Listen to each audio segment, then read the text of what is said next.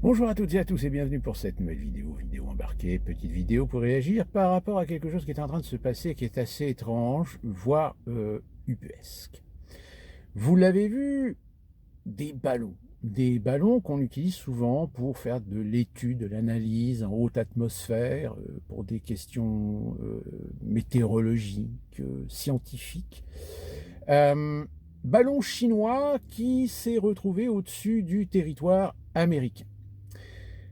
Alors, on va quand même remettre un petit peu les pendules à l'heure. L'utilisation des ballons, ce qu'on appelle des ballons sondes plus vulgairement, c'est des ballons qu'on envoie euh, dans le ciel, qui vont très très haut pour justement faire des analyses à moindre coût au lieu d'utiliser un avion. Ces ballons, en revanche, ils ont cet inconvénient, c'est que, alors, en règle générale, ils sont équipés de systèmes de transmission, parce que il faut pouvoir collecter les données une fois qu'il arrive à bonne altitude. Mais c'est quand même des ballons qui sont comme les ballons dirigeables, comme les ballons, les montgolfières, c'est-à-dire qui dépendent des vents, même si les dirigeables sont équipés de moteurs, mais s'ils n'ont plus de moteur, forcément, ils vont voguer suivant les courants ascendants, descendants, suivant les vents, suivant l'altitude des vents, suivant les différences de température.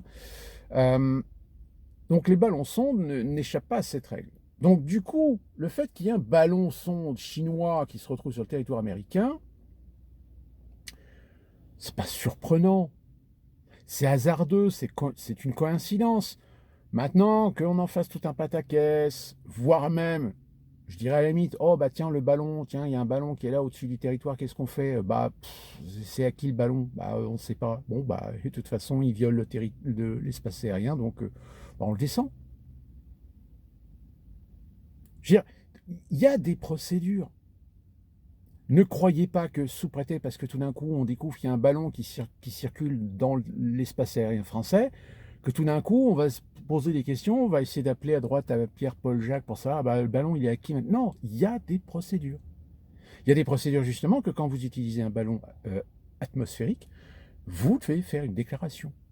Voire même le matériel qui équipe ces ballons sont dotés également de balises, de telle manière à justement pouvoir identifier ces ballons.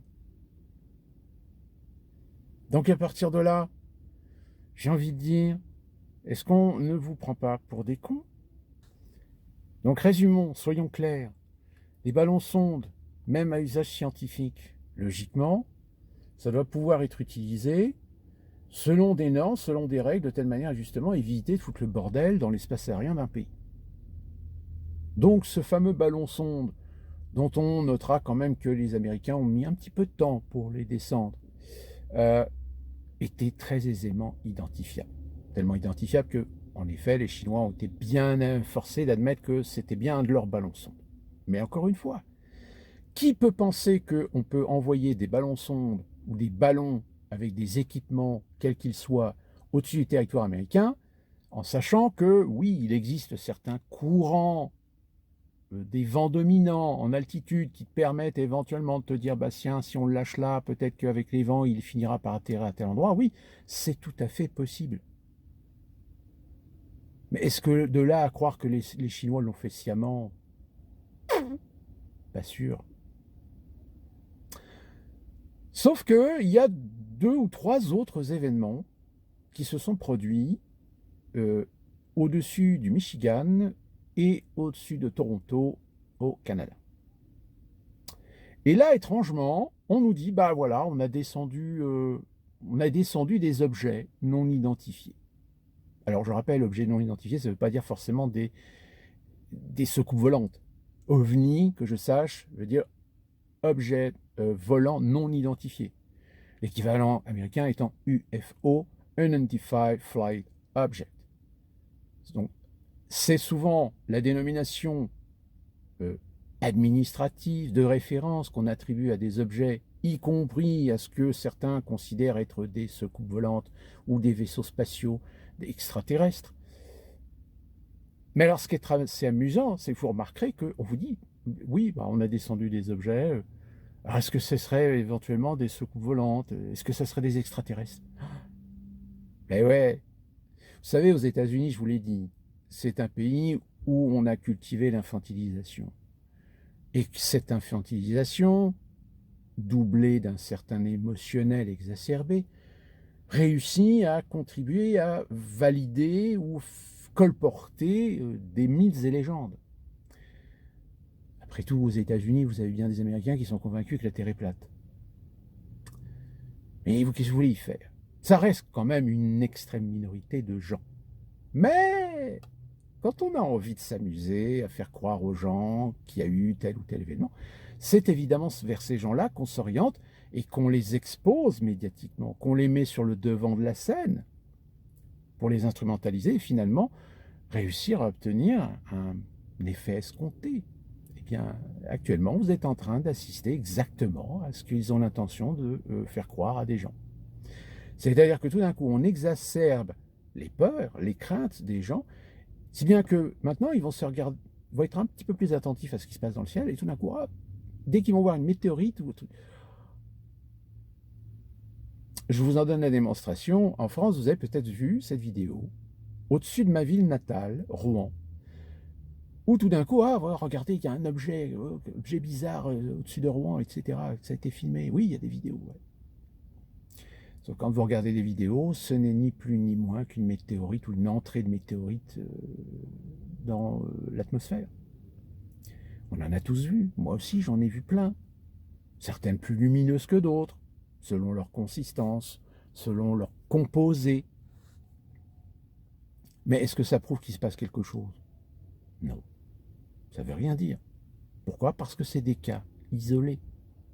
Vous en auriez des milliers et des milliers référencés à travers le monde, à travers la planète. Oui, là, on pourrait peut-être s'inquiéter. Mais ce n'est pas le cas. Eh bien, c'est exactement pareil avec ce qui se passe en ce moment, avec ces fameux objets qui ont été descendus par des avions au-dessus des territoires canadiens et américains. D'autant plus que, je rappelle, que logiquement, encore une fois de plus, il y a des procédures. Un objet non identifié ou qui n'est pas identifié lorsqu'il est intercepté par des avions, les avions doivent exécuter des procédures. Approche, constat visuel, rendre compte du constat visuel, etc. Donc, c'est pas anodin. C'est pas juste on envoie les avions, dès que les avions voient quelque chose, hop, ils tirent. Non, ça se passe pas comme ça. Donc, moi, je vous le dis, les Américains et les Canadiens ont certainement parfaitement identifié ces fameux objets volants non identifiés. Mais ils sont en train de s'amuser à agiter des chiffons rouges, comme ça a toujours été le cas d'ailleurs. Et étrangement, on se souvient que il a suffi de la fin de la Seconde Guerre mondiale pour que tout d'un coup, le témoignage d'un pilote américain, Kenneth Arnold, lance tout d'un coup le phénomène des ovnis, le phénomène des soucoupes volantes. Souvenez-vous, je vous en ai parlé, j'avais fait une petite vidéo très succincte sur le sujet.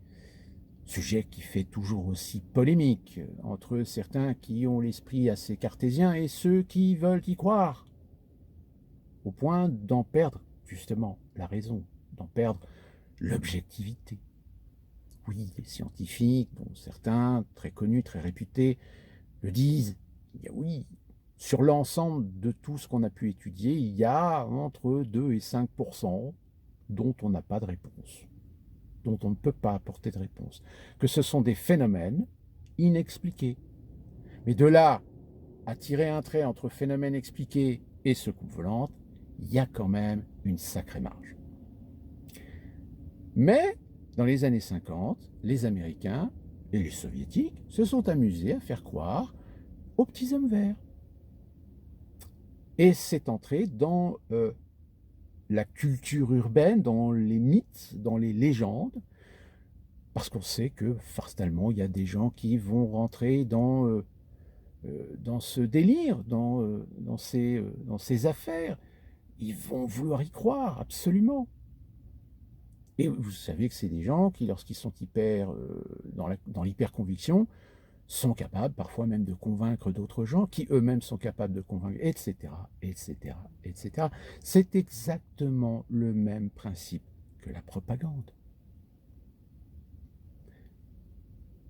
Sauf que, aujourd'hui, nous le savons qu'il y a beaucoup de gens qui tirent des conclusions, qui font des opinions, qui font des convictions sur des « on dira que », ou sur des « quand dira-t-on ». Quand je le dis, qu'il y a à peu près 80-85% des gens qui, lorsqu'ils regardent un article, ne lisent que le titre, ne lisent pas l'article. Alors que si vous avez fait l'effort de lire le titre et l'article, vous allez vous rendre compte des fois que le titre est parfois un peu grossier, ou tire plutôt vers une opinion, vers un fait, qui en réalité dans l'article n'est absolument pas confirmé. Manipulation.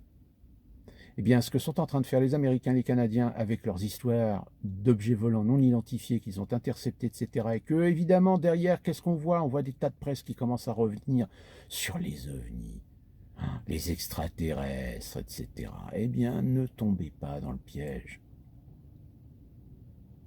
Je ferai toujours référence à ce fameux spectacle de Astier où, dans son spectacle, l'exoconférence, il expose certains faits, certaines questions qui sont toujours très intéressantes à connaître et des questions qu'il faut aussi savoir se poser. Donc les questions sont posées, mais attention, nous sommes dans une époque de manipulation, de propagande, et dans ces domaines, tout est permis.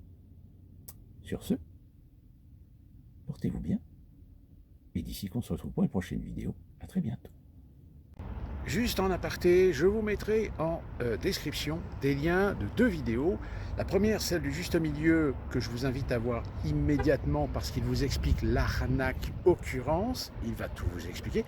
Et surtout, la dernière interview de Thinkerview sur l'un des derniers ex-présidents d'EDF qui est récemment passé devant la commission et qui vous explique finalement que en réalité, le massacre du système énergétique français était bien et bien orchestré depuis l'Union européenne sous l'influence de l'Allemagne.